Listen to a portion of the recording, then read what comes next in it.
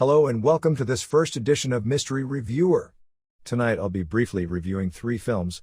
The first film is called Black Friday.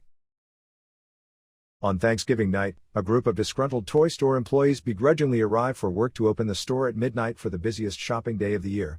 Meanwhile, an alien parasite crashes to Earth in a meteor.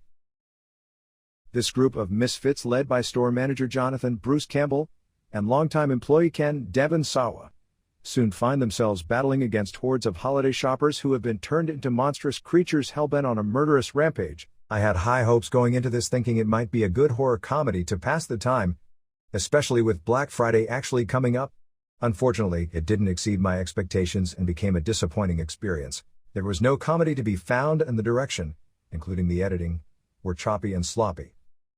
There was so much potential here, but it was squandered. It felt like one of those quick cash grabs.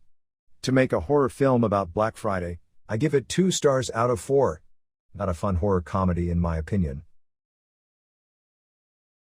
The next film, Valerian and the City of 1,000 Planets. In the 28th century, Special Operatives Valerian, Dane DeHaan, and Laureline work together to maintain order throughout the human territories. Under assignment from the Minister of Defense, the duo embarks on a mission to Alpha, an ever-expanding metropolis where diverse species gather to share knowledge and culture.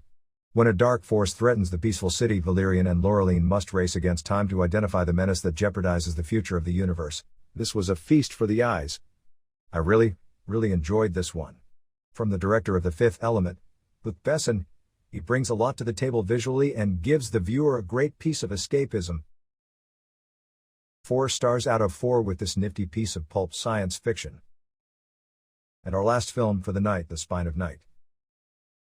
In The Spine of Night, an ultra-violent fantasy epic, ancient dark magic falls into sinister hands and unleashes ages of suffering onto mankind.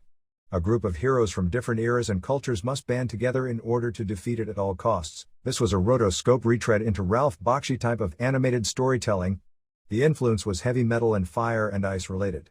I did enjoy many surreal and trippy moments. However, the storytelling was much borrowed and never felt inspiring enough to warrant my interest.